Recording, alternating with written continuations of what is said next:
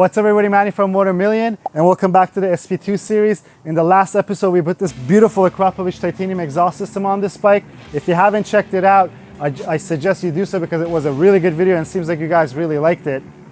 Today, the bike's not on the lift, we have it on the ground. We're gonna be doing some brake upgrades and also some styling upgrades because one of the pieces is not gonna be an upgrade, and I'll tell you why in a second. But also, we're removing this dreaded reflector off the front. I know you guys have said, why is it still on there? I asked myself, why is it still on there? It's on there because I just wanted to do everything together. So I'm gonna be doing a little less work and a little more talking. I think you guys have expressed that you guys enjoy some of the details that I talk about. And while changing the parts, I'm not gonna go in depth and bore you guys, but I wanna tell you a little about the parts that we're putting on and why we're putting them on. So let's get to it, guys.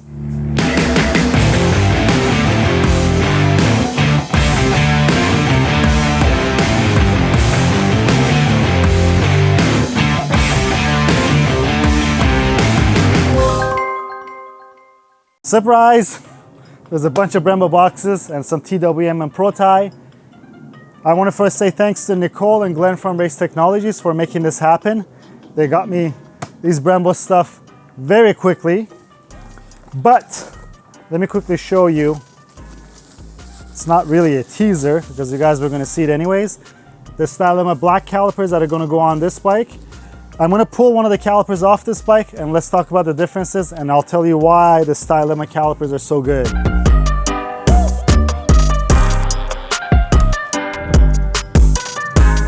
And as always, I'm running our Stylebus bleeders. You can run the bleeders on the banjo bolts. It's a lot easier to bleed the brakes. There's a bleeder inside. It doesn't hurt it at all to put this banjo bolt, that's a double banjo bolt with the bleeder on top. It makes it a lot easier, like I said, to bleed it from this side than try to put a hose here and damage your beautiful wheels. So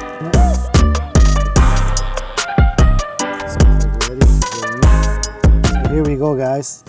You want to do this as quick as possible because as soon as you undo this, the brake fluid will start coming out.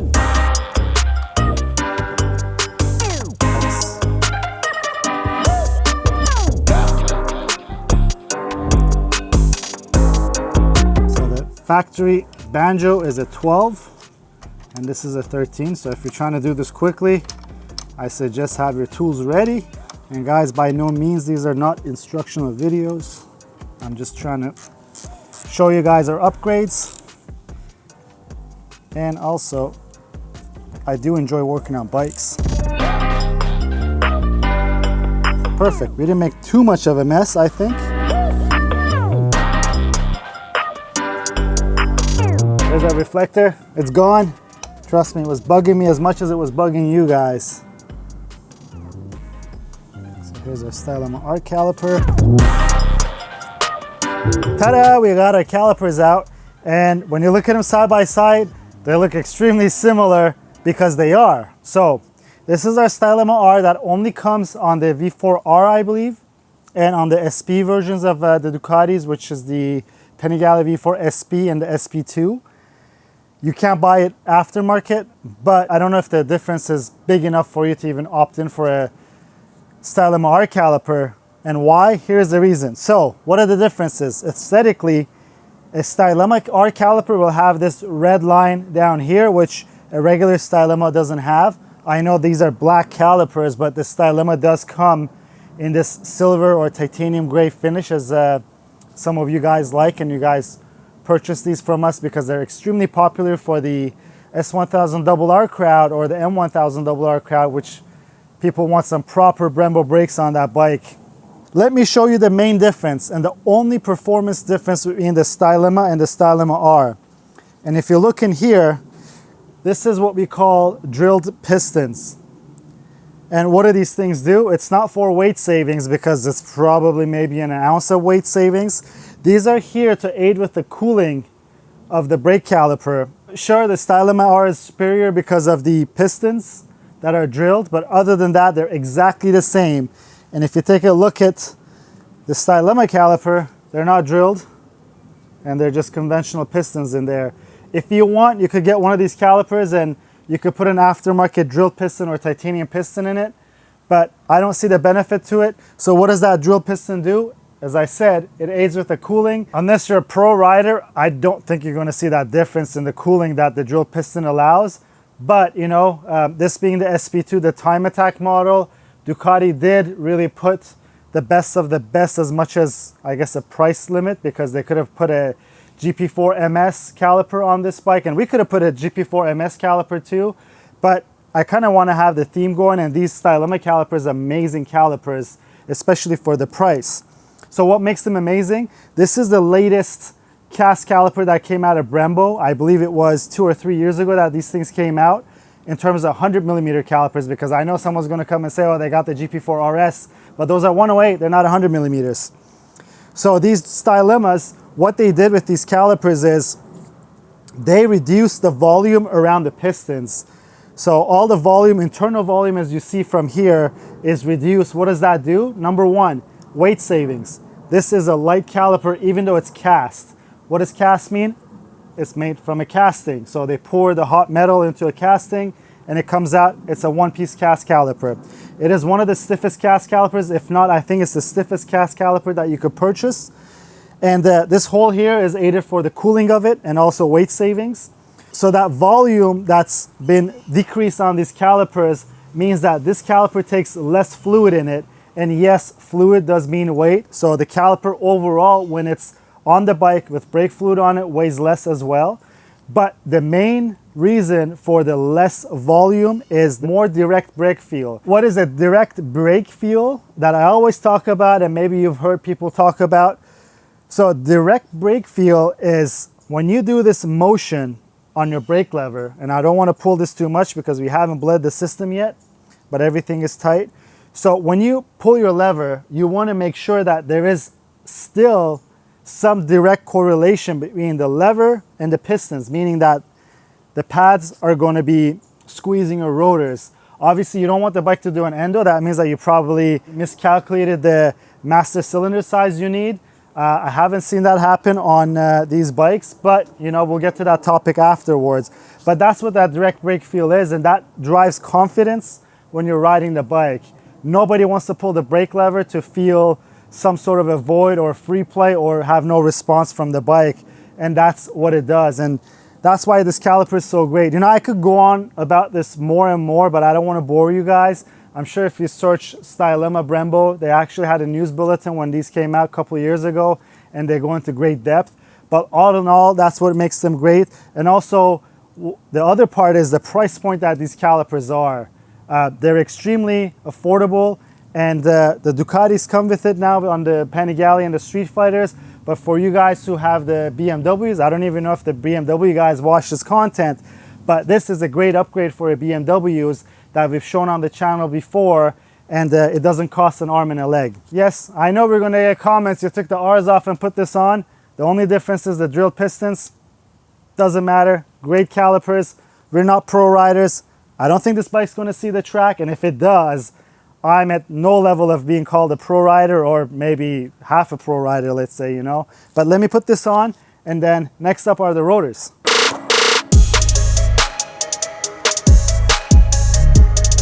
We're using HTC 64T fluid by Brembo. By no means, guys, this is not a Brembo commercial. They did not send us stuff for free for us to talk how great Brembo is, but they are pretty good. I think they're the best brakes that you could get. This is a track brake fluid. If you live in a colder climate, I would double check before using this fluid. Check the specs. But why do I love this fluid? I use it on the cars that we track and on the bikes as well.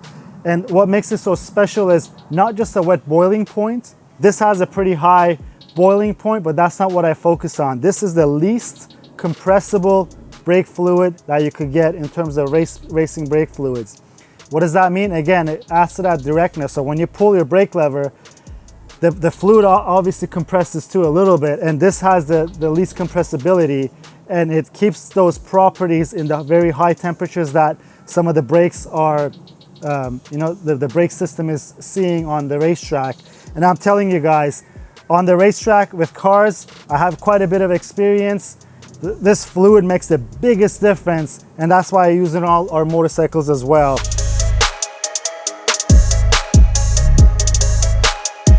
if you guys are wondering about the brake fluid, and I said check to see your temperatures, I use them on the road here.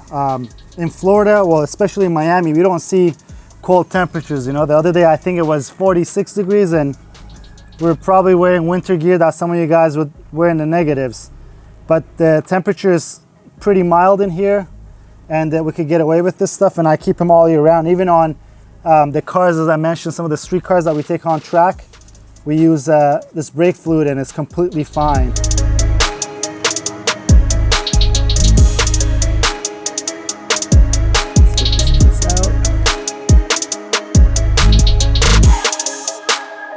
So that's our caliper on the bike.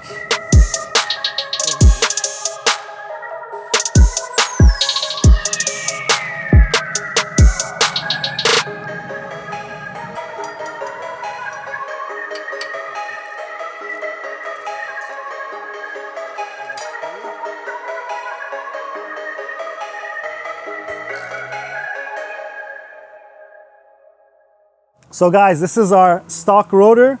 It is a two-piece rotor. So what is the two-piece rotor? As you can see, there is the rotor and the rotor carrier is two-piece. And if you've ever taken a look at your rotors on your Ducati Panigale V4 or a Street Fighter, they're directional, and you wonder why is this directional and the aftermarket T-drives or the super sport rotors are not directional. This all has to do with the rotor carrier. If you take a look at it, it's not symmetrical, and it's designed in a way to deal with the torque that is applied by the brakes to hold it in place. That's the only reason why they're directional. Other than that, these are semi-floating rotors, which means, as the name suggests, they're not true floating rotors. If you shake it, it doesn't make noise. There is some room for thermal expansion. I'll get into it with the T-drives, what that means. But if it's not a true floating rotor, it's fixed to this carrier, so it's not having the full benefits of a floating rotor. And if I grab my T-drives and if I shake these, this is what a true floating rotor sounds like. And it's not a defect with the rotor. It is actually meant to be that way because it is, as suggested, is floating on this carrier. So if you take a look at this, this is a T-drive rotor by Brembo. What does the T-drive mean? So those round bobbins that you see on the stock rotor, these are in shape of T's. That adds with the thermal expansion property. So it's a benefit that the engineers have designed. If you get the super sport rotors, it has the traditional round bobbins, which are the circle things that you see for it to be a floating rotor. When they did their research, they found that this T shape is the most beneficial for thermal expansion, and that's why they're called T-drives. So this is moving around. Why is it doing this? Because when your rotor gets hot, it needs room to expand. And believe it or not, it does expand and retract. So this allows the rotor to expand, and because expansion will start pushing your pads back, and also in extreme cases it could warp your rotor. But also when it's floating, there's an air gap between the rotor and the carrier. This air gap aids with the cooling of the rotors because unlike cars, in motorcycles, the characteristics of the braking system fundamentally are the same because they're both hydraulic systems. But if you take a look in cars, mainly they try to cool the rotor because your cooling ducts always face the hub of the car where the fins are, because it's a different type of rotor that's on a car. But on a motorcycle, most of the heat is retained in the caliper. And what you're trying to do is that take that heat, transfer it on your rotor, and get rid of it as quickly as possible to keep everything cool. And this gets hot and this expands. And what does that do? If my hand is the pads and if it squeezes this, because it is very tight when it's riding down the road, it's not squeezing it enough to break the bike, but it's there, right? So if this expands and if it starts warping or deforming, it's going to start pushing your pads back. And what happens? The pads start separating, and that's where the phenomena of pad knockback comes in play.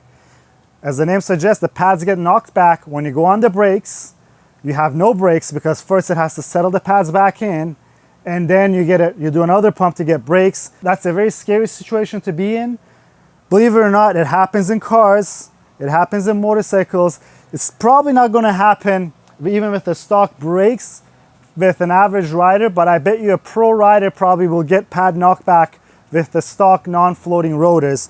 And basically, that's all in all what the technology of the floating rotor is. Yes, there are more benefits. I don't want to bore you to death. and I want to put this back on the bike. So let me get to it and let me show you these. We're going to use our Pro Tie bolts. I'm going to get them on there, torque it, switch the other side around, and we'll see it on the bike.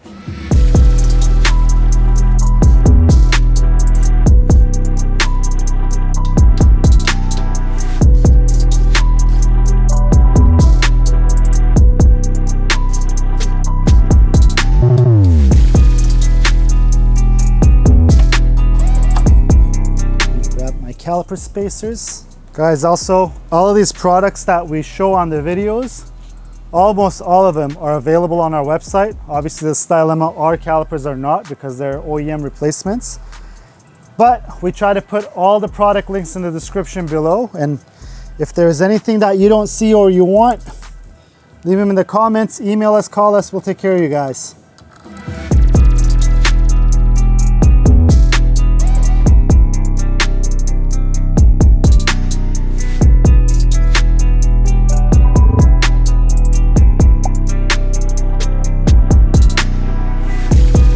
Run the red caps on these stall bus valves. It looks much nicer, I think. What do you guys think? Would you guys rather keep the black or the red? For now, I'm going to leave the red. Don't hesitate to let us know. Now that we bled our brakes, I haven't tightened anything down. I'm going to take the bike off the front stand. And I don't know if you guys saw that, but that's the reason why I kept the foam on, because it just drags on that fender. There's not a lot of room. Now what you want to do is I'm just going to balance the bike on the front wheel to make sure that everything gets centered.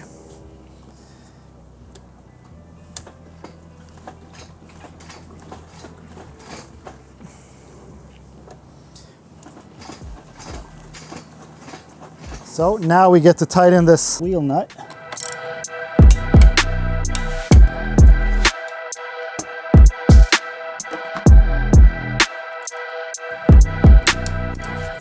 Now we're doing the rear caliper. This is going to be our rear caliper that matches the front calipers. Matches it pretty good. The red is a little more red than this Brembo red. I put them side by side, but if they're front and back, you're never going to pick that up.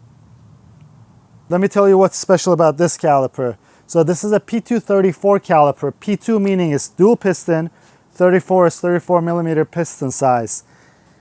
It's a CNC machine caliper, so when it's a CNC machine caliper, they're able to optimize the weight of these things, and that's the main difference between this one and the stock one. The stock one is a cast one, and it's a little heavier than this. And this bike has an underslung caliper setup already. You've seen us put the underslung setup on the Yamaha R1Ms, the R1s, the S1000s. Why underslung? Some people ask. Number one, on this bike it doesn't make a big difference for the point of removing the wheel because the wheel comes off to the side. But if you have a conventional dual-sided swing arm, when you go to pull the wheel off, all you do is lift the wheel off and it comes right off of the caliper, as opposed to having to mess around with the caliper otherwise. So the biggest benefit of an underslung caliper setup is the weight being down low, which lowers the center of gravity of the bike. And if you guys take a look at high-end competition for automobile racing, so Formula 1 and any other GT racing that's very high-end, you'll notice even some Porsche's road cars, the GT cars, the front calipers are almost all the way down here. And again, that's in an effort to keep the car's center of gravity as low as possible. And that's also the case with motorcycles that run an underslung setup. So let me get this thing on the bike, and to do that I got to pull that rear wheel off, swap the calipers, bleed it, and we'll be good to go.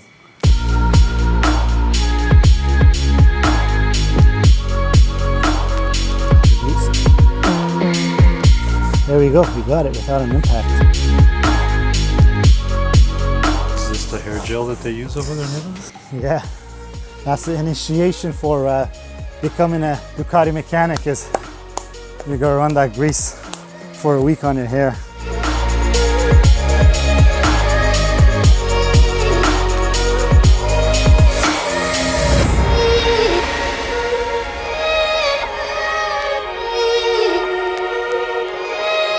So what I'm doing first is I want to fix the caliper in place. I just want to get the angle of the banjo correct to tighten it. And then when we're bleeding it, we're actually going to try to pull the caliper up higher than the master cylinder if we can.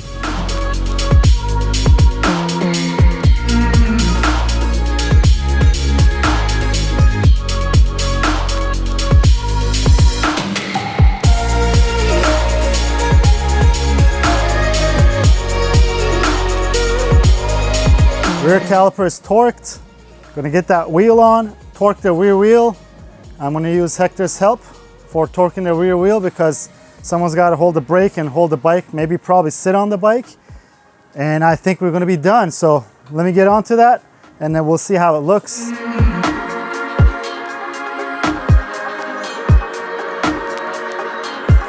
We got a corn seat. On the SP2 comes red, pink, or red, whatever you want to call this. It's a little pinkish, but we'll call it red. And what we're running on is the TWM rear wheel nut. So this is not the wheel nut, this is the sprocket side nut. It's the same pitch and the same thread.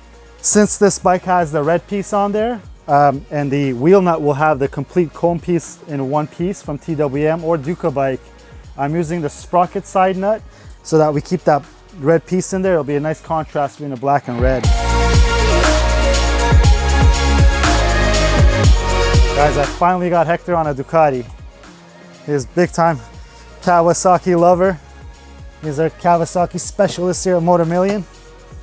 There we go.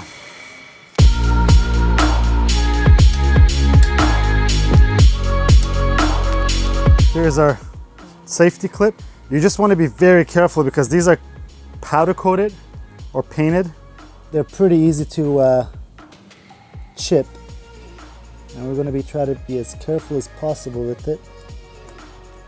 There we go, that's on there. The bike is kind of high. It really is. Usually I have a bend in my knee when I'm on most motorcycles and my legs are... And you're not a short guy. No. I feel short when I'm on that bike. I'm 5'11", 6 foot with my heels on. And I'm tippy-toeing on this bike. And that's the changes that happen with the 22 model. This is a 23, so it has the changes that the 22's got, where it's 5 millimeters higher, but that 5 millimeters, it really makes a big difference. They change the ride height for the geometry of this stuff.